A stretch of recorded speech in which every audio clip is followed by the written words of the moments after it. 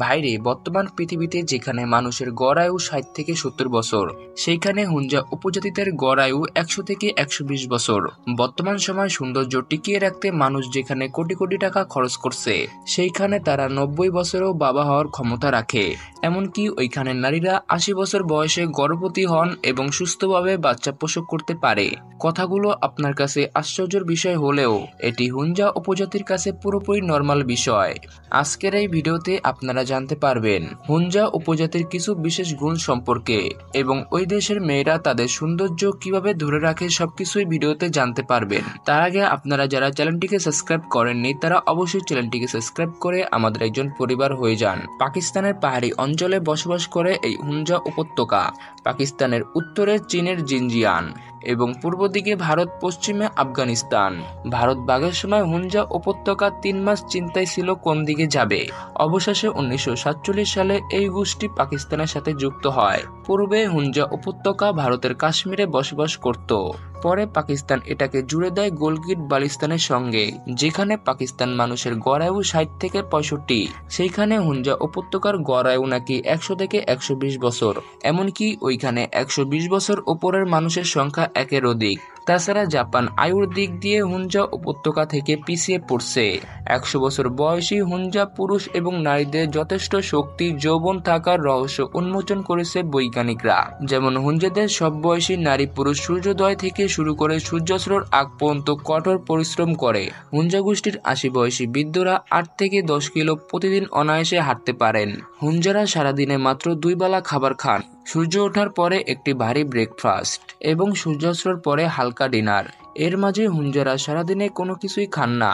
তারা সবসময় অরিজিনাল প্রাকৃতিক খাবার খেয়ে থাকেন। হুঞ্জারা তাদের খাবারে রাখেন প্রচুর পরিমাণ অ্যাপ্রিকট, লেবু জাতীয় ফ্রুটস, বাদাম, শিম, ভুট্টা, ডাল ও ভাজরা জাতীয় শস্য, মাখন, পানির, দুধ, ডিম ও দইয়ের মতো পুষ্টিকর খাবার। তাছাড়া হুঞ্জারা মাটন খান না বললেই চলে, আর খেলেও বড় উৎসবে খান, তবে পরিমাণ মতো। এছাড়া তোমরো নামে অ্যান্টি অক্সিডেন্টে পরিপূর্ণ এক প্রকার উদ্ভিদের পাতা ফুটিয়ে চা বানিয়ে খান হুঞ্জারা, যেমন আমরা রং চা খাই। প্রাচীন রীতি মেনে হুঞ্জা উপত্যকারা বছরে প্রায় ৩ মাস অ্যাপ্রিকট ফলের শরবত ছাড়া আর কিছুই খান না। পাহাড়ি অঞ্চলে বসবাস করার কারণে প্রতিদিন হুঞ্জাদের ১০ থেকে ১৫ কিলো হাঁটতে হয়। তাছাড়া তারা নিজেরাই প্রয়োজনীয় খাদ্য উৎপাদন করেন এবং তাদের আরও একটি বিশেষ গুণ হচ্ছে তারা সবসময় হাসি খুশি থাকেন। হাসি ঠাট্টা, খেলাধুলা, আনন্দ ফুর্তি তাদের জীবনের একটি অন্যতম অংশ। তাদের খাদ্য তালিকায় অন্যতম অ্যাপ্রিকট ফল। বৈজ্ঞানিকদের মতে অধিক পরিমাণ B70 ভিটামিন যুক্ত হওয়ার কারণে এই ফলটি খাওয়ায়। বিশ্বের একমাত্র ক্যান্সার টিউমার মুক্ত জাতি এই হুঞ্জা উপজাতি। অনেক গবেষকরা মনে করে হুঞ্জাদের দীর্ঘমেয়াদী আয়ু রোগমুক্ত থাকার পিছনে দূষণমুক্ত বাতাস, হিমালয় থেকে আসা প্রাকৃতিক মিনারেল ওয়াটার, ঠান্ডা পানিতে গোসল করার অভ্যাস। শীতের মৌসুমে হুঞ্জা উপত্যকার আবাসন বরফে ঢেকে যায়, তখন তারা গরম পানি দিয়ে গোসল করেন না।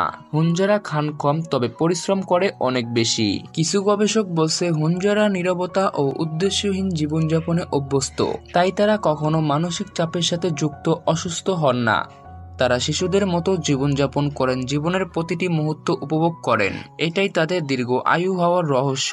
তাছাড়া হুঞ্জায় শিক্ষার হার ৯০%, যেখানে আমাদের শহর অঞ্চলে শিক্ষার হার খুবই কম।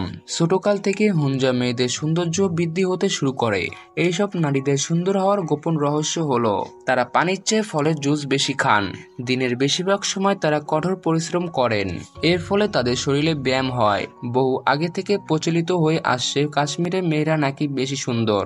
তবে আশ্চর্যের বিষয় হচ্ছে হুঞ্জা নারী এবং কাশ্মীরি নারীদের দেখলে আপনি দ্বিধাদ্বন্দ্বে পড়ে যাবেন কে বেশি সুন্দর।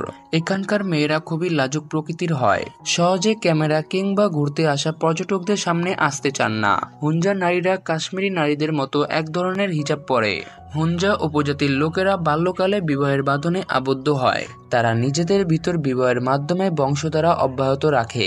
তাছাড়া বাল্যকালে বিবাহের আরও একটি সুবিধা হচ্ছে সমস্ত গুনাহ থেকে হেফাজতে থাকা যায়।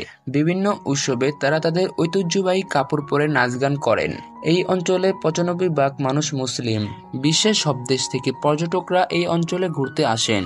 একই সাথে তারা হুঞ্জা উপজাতির জীবনযাপন খুব কাছ থেকে উপভোগ করেন। এই হুঞ্জা উপজাতির লোকেরা খুবই হৃদয়বান হন। ঘুরতে আসা পর্যটকদের তারা মেহমানের মতো আপ্যায়ন করেন। পর্যটকদের ঘোরার মতো সুন্দর লোকেশন হচ্ছে এটি। হুঞ্জা উপত্যকায় যে কোনো সময় চাইলে ভ্রমণে যেতে পারে পর্যটকরা। যাই হোক ভাই, আমি আব্দুল্লাহ আপনাদের একটা কাজের কথা কই। তো সব মিলিয়ে আপনারা জানতে পারলেন হুঞ্জা উপজাতির দীর্ঘ আয়ু এবং সৌন্দর্যের পিছনের রহস্য। তবে একটা কথা না বললেই নয়, হুঞ্জারা নিজেদের খাবার নিজেরাই উৎপাদন করে। তবে আমরা যে খাবার বাজার থেকে কিনি সেগুলোতে অনেক ফরমালিন মিশানো হয়। এর ফলে আমাদের অনেক শারীরিক সমস্যা দেখা দেয়। যেখানে বর্তমান সময়ে আমরা খেলাধুলা বাদ দিয়ে স্মার্টফোনে আসক্ত হচ্ছি, সেখানে হুঞ্জা উপজাতিরা খেলাধুলা আনন্দ ফুর্তি করে তাদের জীবন উপভোগ করছে। এই বিষয়ে আপনার কি মতামত অবশ্যই কমেন্ট করে জানাবেন। ভিডিওটা ভালো লাগলে বেশি বেশি আপনাদের ফ্রেন্ড সার্কেলের ভিতর শেয়ার করতে পারেন। দেখা হচ্ছে পরবর্তী ভিডিওতে। আল্লাহ হাফেজ।